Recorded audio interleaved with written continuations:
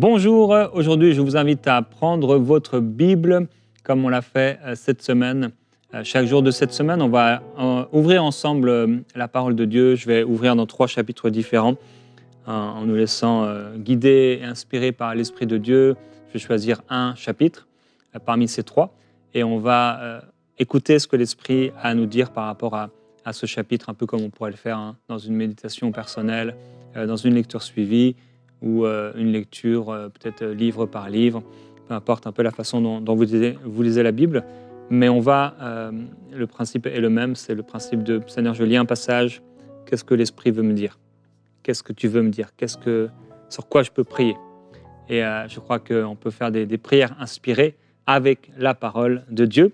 Alors on va ouvrir ensemble un premier passage de la Bible, et donc c'est Zacharie, le livre de Zacharie, au chapitre 13.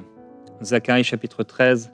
Donc ça va être le premier passage, premier chapitre, Zacharie, chapitre 13. Et ici, ce sont des menaces qui ont été faites contre certains prophètes, des prophètes qui prophétisaient des choses fausses.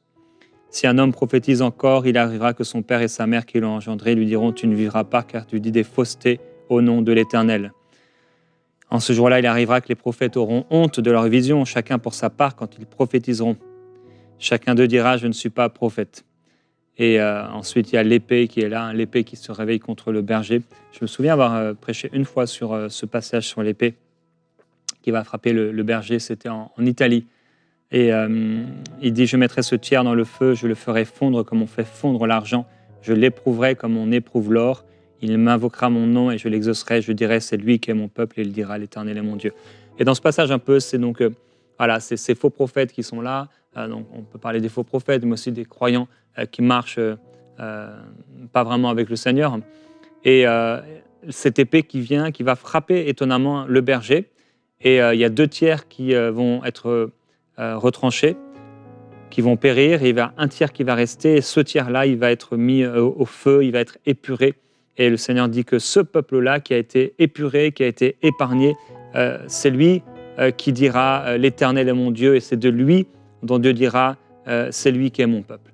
Et j'ai parlé hier de ce qui est arrivé un peu dans la vie de Sédécias et dans tout Jérusalem, tout a été détruit, c'était vraiment une catastrophe et un jugement de Dieu parce qu'il s'était éloigné du Seigneur.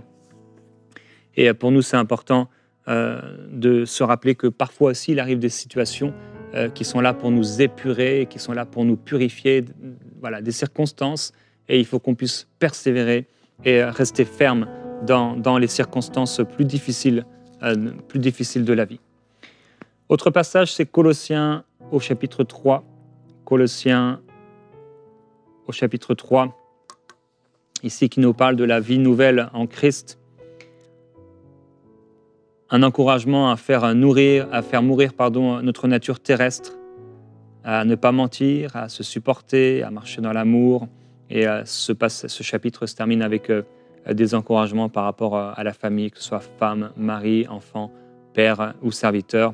Ça, c'est le 2e passage. Et un autre passage, ce sera Luc, chapitre 9. Luc, chapitre 9. Donc, on a Zacharie, chapitre 13. On a Colossiens, chapitre 3. Et on a Luc, chapitre 9. Dans Luc, chapitre 9, c'est la mission des 12 apôtres. Donc, le Seigneur qui appelle les 12, qui va les choisir, qui va les appeler à aller prêcher la parole de Dieu. Ensuite, il y a le miracle de la multiplication des pains. Et il va avoir la confession de Pierre, tu es le Christ, le Christ de Dieu, selon les traductions. Et ensuite, la transfiguration, la guérison d'un démoniaque, Jésus qui va annoncer sa mort, sa résurrection, l'homme qui va chasser les démons et que le disciple ne va pas être très content parce qu'il ne les suit pas. Et ensuite, il y a une histoire avec les Samaritains, comment suivre Jésus. C'est un très long chapitre ici, Luc chapitre 9, avec 62 versets. Pour aujourd'hui, je vais choisir Colossiens chapitre 3. On va aller dans le Nouveau Testament. Il y a quand même plusieurs rapports entre Zacharie chapitre 13 et Colossiens chapitre 3. Hier, on a vu que, je crois que c'était 2 Rois 25 et Jérémie, si je me souviens bien, chapitre 16, et qui parlait d'un même homme, Guédalia. Cet homme même si on n'a pas vraiment parlé de lui hier. Mais cet homme, l'erreur qu'il a faite, c'est qu'il n'a pas écouté les avertissements qui lui ont été faits. Il aurait dû être protégé, mais il n'a pas écouté. Alors, on n'est pas comme Sédécias, certainement, avec un cœur aussi mauvais que le sien. Peut-être qu'on est comme Guédalia, et des fois, Dieu va nous parler pour nous empêcher de vivre certaines choses, mais si on n'écoute pas la voix du Seigneur, si on n'écoute pas l'Esprit qui nous avertit, on peut vivre la même chose que Sédécias. Alors, l'après ne sera pas le même, on va vivre avec le Seigneur, mais on sera mort prématurément, et on ne veut pas mourir prématurément, mais entendre la voix du Seigneur, et des fois ça ne va pas jusqu'à la mort, mais des fois c'est des choses mauvaises qui arrivent dans notre vie parce qu'on n'a pas écouté la voix du Saint-Esprit.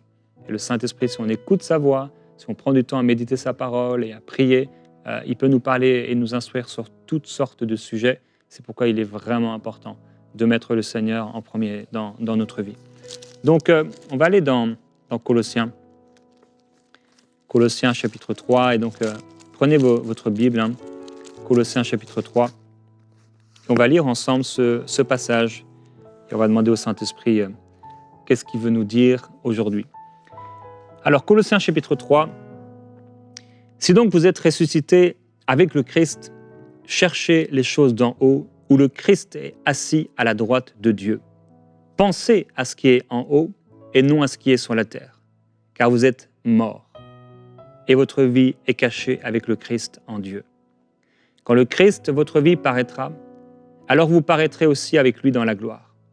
Faites donc mourir votre nature terrestre, l'inconduite, l'impureté, les passions, les mauvais désirs et la cupidité, donc ça c'est vraiment l'amour de l'argent, vouloir s'enrichir toujours, qui est une idolâtrie.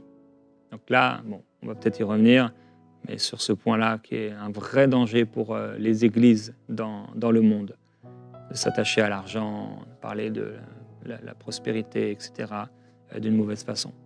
C'est pour cela que vient la colère de Dieu sur les rebelles. Vous marchiez ainsi autrefois lorsque vous viviez dans ces péchés. Mais maintenant, vous aussi, rejetez tout cela, la colère, les animosités, méchanceté, calomnie, paroles grossières qui sortiraient de votre bouche. Ne mentez pas les uns aux autres. Vous qui avez dépouillé la vieille nature avec ses pratiques et vous avez revêtu la nature nouvelle qui se renouvelle en vue d'une pleine connaissance selon l'image de celui qui l'a créé. Il n'y a là ni grec, ni juif, ni circoncis, ni incirconcis, ni barbare, ni scythe, ni esclave, ni libre, mais Christ est tout et en tous. Et, entre guillemets, les règles sont les mêmes pour tous. Ainsi donc, comme des élus de Dieu, saints et bien-aimés, revêtez-vous d'ardente compassion, de bonté, d'humilité, de douceur, de patience. Supportez-vous les uns les autres et faites-vous grâce réciproquement. Et si quelqu'un a à se plaindre d'un autre, comme le Christ vous a fait grâce, vous aussi faites de même. Mais par-dessus tout, revêtez-vous de l'amour qui est le lien de la perfection. Et que la paix du Christ, à laquelle vous avez été appelés pour former un seul corps, règne dans vos cœurs. Soyez reconnaissants. Que la parole du Christ habite en vous avec sa richesse. Instruisez-vous et avertissez-vous réciproquement en toute sagesse par des psaumes, des hymnes, des cantiques spirituels sous l'inspiration de la grâce. Chantez à Dieu de tout votre cœur.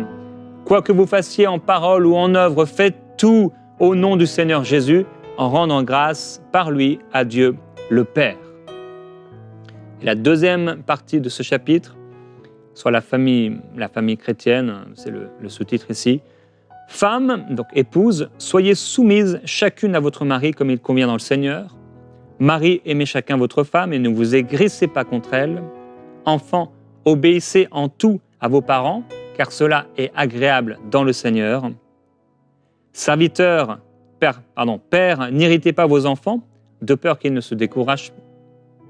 Serviteurs, obéissez en tout à vos maîtres, selon la chair, et cela non seulement sous leurs yeux, comme si vous cherchiez à plaire aux hommes, mais avec simplicité de cœur dans la crainte du Seigneur. Tout ce que vous faites, Faites-le de toute votre âme, comme pour le Seigneur et non pour des hommes, sachant que vous recevrez du Seigneur l'héritage en récompense. Servez Christ le Seigneur. Car celui qui agit injustement récoltera selon son injustice, et il n'y a pas de considération de personne. Prions ensemble. Saint-Esprit, tu es celui qui conduit dans les Écritures, tu es celui qui nous parle, qui rend la parole vivante. Viens aujourd'hui nous parler d'une façon claire. Tu as commencé hier à parler sur ce sujet. Aujourd'hui, tu continues. On veut être sensible à ce que tu es en train de nous dire. Il y a des choses que tu veux révéler, il y a des choses que tu veux mettre à la lumière.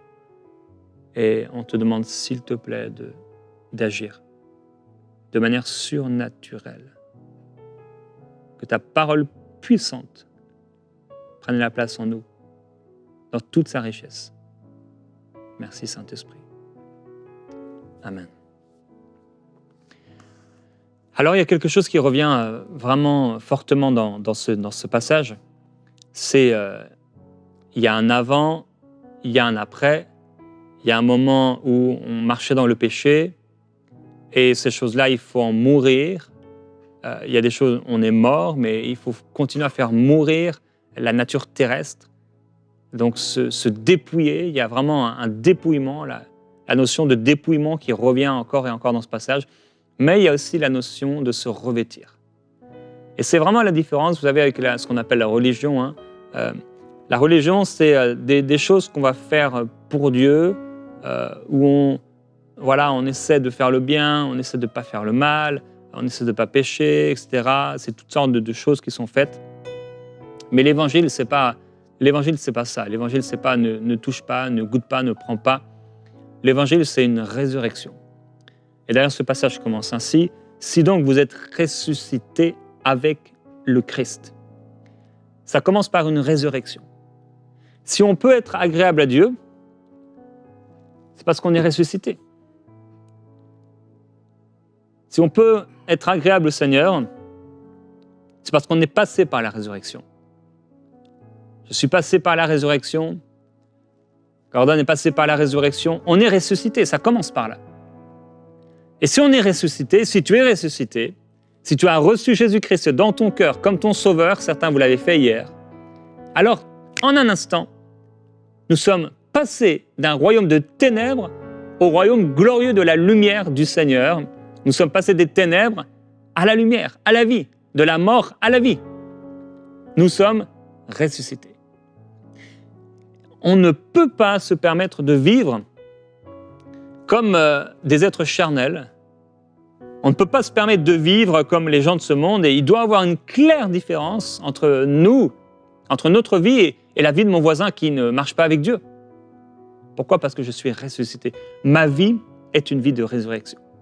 Ta vie est une vie de résurrection.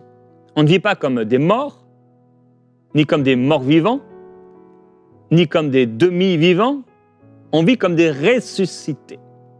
La mort, on l'a connue, on l'a rencontrée, et quand on a été baptisé en sa mort, en son ensevelissement et en sa résurrection. Et donc, puisqu'on est ressuscité, on a ces encouragements. Cherchez les choses d'en haut. Pensez à ce qui est en haut. Et là, il nous appelle à Christ, à voir à Christ notre vie qui paraîtra, alors qu'on va paraître aussi avec lui dans sa gloire. Donc, il nous appelle à regarder en haut. Mon frère, ma sœur, aujourd'hui, dans ce temps de méditation ensemble, l'Esprit de Dieu est en train de te dire, t'es pas mort, juste mort.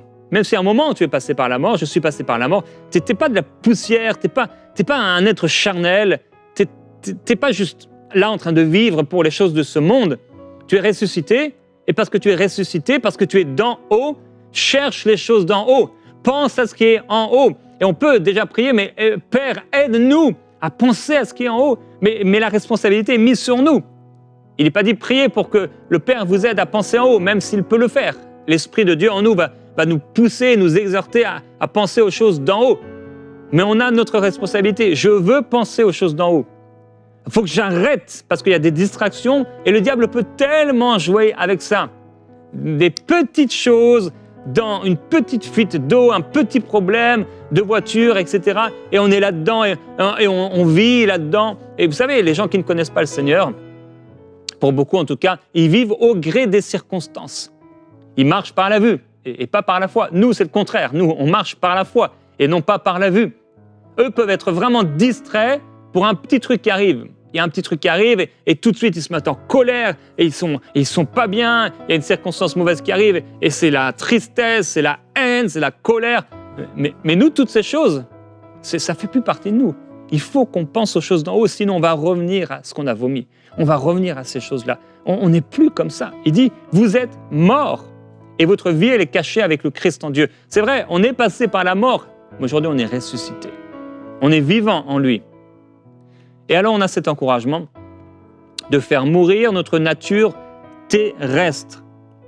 Ou encore, d'autres traductions, ou littéralement, les membres qui sont sur la terre. C'est ma responsabilité, c'est notre responsabilité. On doit faire mourir les membres qui sont sur la terre. Alors, on ne va pas faire, Jésus dit, si ton œil a une occasion de chute, arrache-le. Il n'était pas en train de dire qu'on devrait s'arracher les yeux, parce qu'il y aurait beaucoup d'aveugles dans nos églises. Mais il est en train de dire, il y a des choses en vous. C'est du cœur que viennent les mauvaises pensées. Notre cœur doit se convertir. Nos pensées doivent être renouvelées. Notre nature terrestre est charnelle. Donc nos membres, tous ces membres qui ne se soumettent pas à Dieu, qu'est-ce qu'on doit faire avec? Les faire mourir. En fait, c'est la nature terrestre. C'est pour ça que ça a été traduit comme ça ici. C'est cette nature terrestre qui doit mourir. Je ne dois pas laisser de place à l'inconduite, à l'impureté, aux passions, aux mauvais désirs, à la cupidité. Ça doit mourir. Ça veut dire qu'en fait, le chrétien, le disciple, doit trouver intolérable de voir le péché se manifester dans la chair.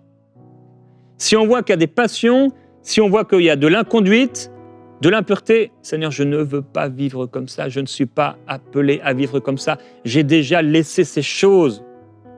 Je les ai vomies, je les ai laissées, je suis mort à ces choses. Je ne veux pas de ces choses. Ta colère vient sur les rebelles à cause de ces choses. Je marchais autrefois comme ça, mais je ne veux plus marcher comme ça. Donc, qu'est-ce que nous dit ici l'apôtre Paul? Rejetez cela. La colère, les animosités, les méchancetés, les calomnies, les paroles grossières.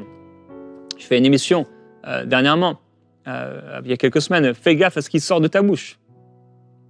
On doit faire attention à ce qui sort de notre bouche. Et ces encouragements à ne pas mentir, mais à nous revêtir. Donc, il y a se sanctifier et se sanctifier. On m'a appris à l'époque que la sanctification, ça a deux aspects. Les choses qu'on va délaisser, qu'on va rejeter, mais aussi les choses dont on va se revêtir.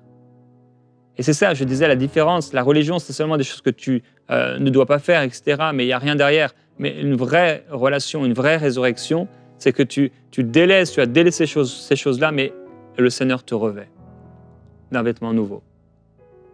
D'un vêtement nouveau.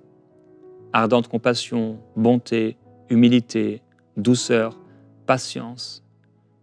Se revêtir de l'amour, que la paix règne dans le cœur. Se revêtir de la parole de Dieu dans toute sa richesse. Et ensuite, bien sûr, être une source de bénédiction. Et le fait de s'éloigner du mal, de rejeter le mal, pas seulement s'en éloigner, mais le rejeter, dire renoncer, c'est un renoncement, eh bien, ça va avoir des conséquences en tant qu'épouse, en tant que mari, en tant qu'enfant, que père, que serviteur. En fait, tout doit servir au Seigneur. Et on doit servir le Seigneur, Christ. Et je l'ai dit hier, celui qui agit injustement, eh bien, il va récolter selon son injustice. Dieu ne fait aucune considération, donc Dieu ne fait pas de différence entre les hommes. Donc, je crois qu'aujourd'hui, pour nous, le message est clair. Il y a un renoncement. Il dit renoncer. Ça veut dire qu'il y a un renoncement. Ce n'est pas s'en éloigner seulement, mais je dois renoncer dans mon cœur. Si tu as vu dans ton cœur des choses qui ne plaisent pas au Seigneur, il y a des passions, il y a des désirs, il y a des choses qui reprennent la place. C'est certainement parce que tu as perdu un peu de ta communion avec le Seigneur, tu n'es pas rempli de l'Esprit, tu as laissé les choses prendre la place. Mais on ne peut pas vivre comme ça. En fait, sans le Seigneur, sans une vie de prière forte, on est malheureux. On a besoin du Seigneur. On a besoin de se revêtir.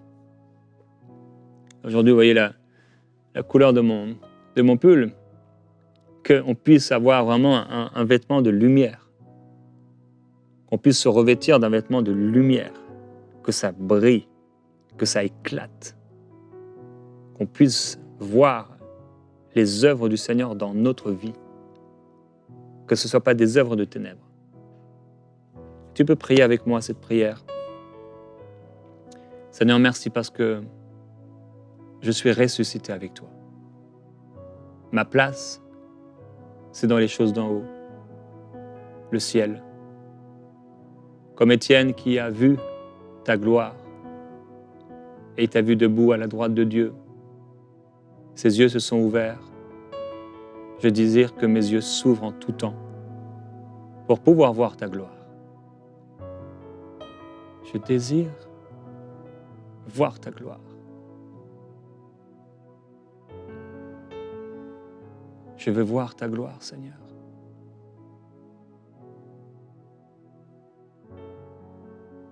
Je désire voir ta gloire. Que ce soit un cri du cœur. Marcher en étant saint. Me revêtir. Revêt-moi, Seigneur. Revêt-moi d'une nature nouvelle. Revêt-moi de nouveaux sentiments. Revêt-moi, Seigneur. Appelle l'Esprit là où tu es, mon frère, ma sœur. Invite l'Esprit. Saint-Esprit. Saint-Esprit, purifie-moi.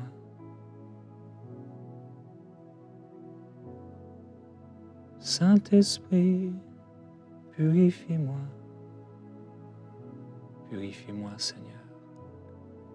Esprit de Dieu, sanctifie-moi.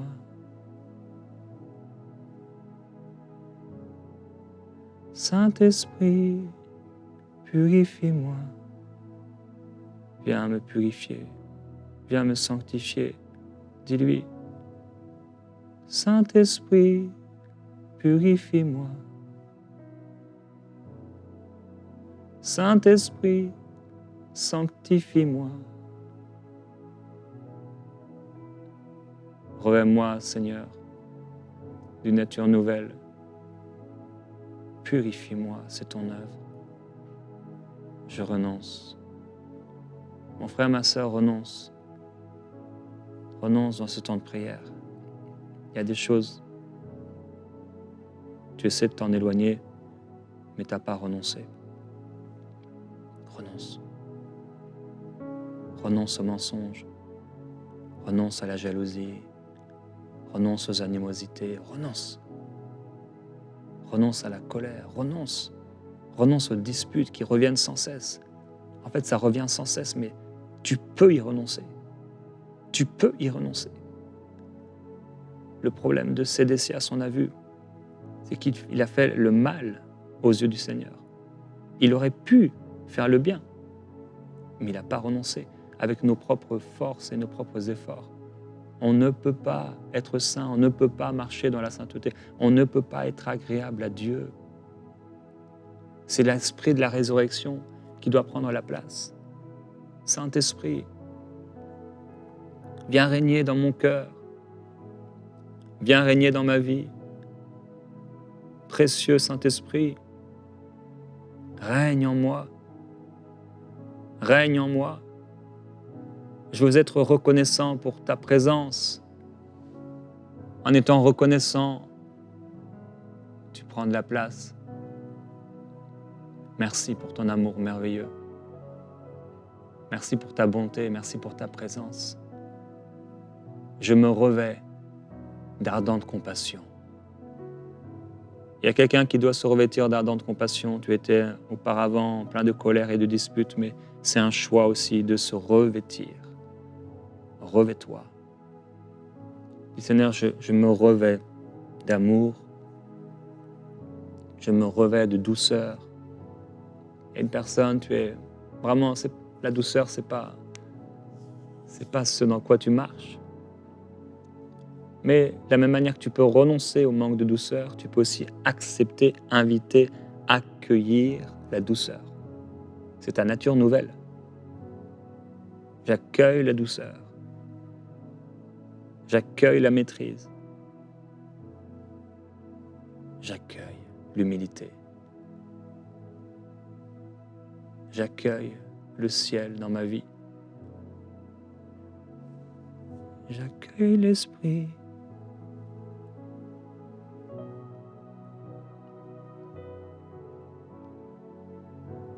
J'accueille l'Esprit. Accueille et invite l'Esprit. J'accueille l'Esprit. Précieux Saint-Esprit, revêt-moi, Seigneur, de cette nature nouvelle. Le vieil homme a été crucifié avec les passions, avec les désirs mauvais du vieil homme. Je suis ressuscité. Je suis d'en haut et non pas d'en bas. Mes pensées s'élèvent vers le haut et pas vers le bas. Je ne me laisserai pas distraire. Je ne me laisserai pas voler, je ne me laisserai pas tromper. Je refuse de marcher dans le mensonge. Je refuse de marcher dans la calomnie. Je refuse de marcher dans la cupidité, sans cesse vouloir de l'argent, encore et encore et encore. Ça, c'est le monde. C'est les gens du monde qui cherchent ces choses. Je ne serai pas rempli de convoitises et de passions mauvaises. Ça, c'est le monde. Je ne serai pas idolâtre. Ça, c'est le monde. Merveilleux Jésus. Je veux te glorifier, t'adorer, te remercier, te louer.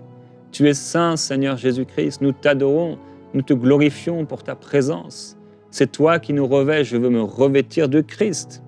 Dis-le, mon frère, ma sœur, je me revêts de Christ. Je me revêts de toi, je me revêts de ta personne.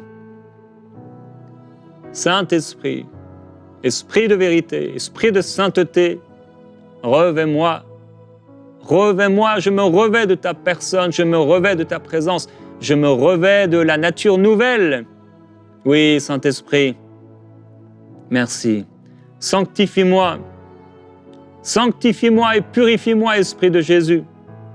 Oui, nous t'adorons et nous te glorifions. Seigneur Jésus, purifie-moi, purifie-moi, sanctifie-moi et revêt-moi, revêt-moi de ta personne. Purifie-moi, Jésus, Jésus, sanctifie-moi, sanctifie-nous, Seigneur. Purifie-moi.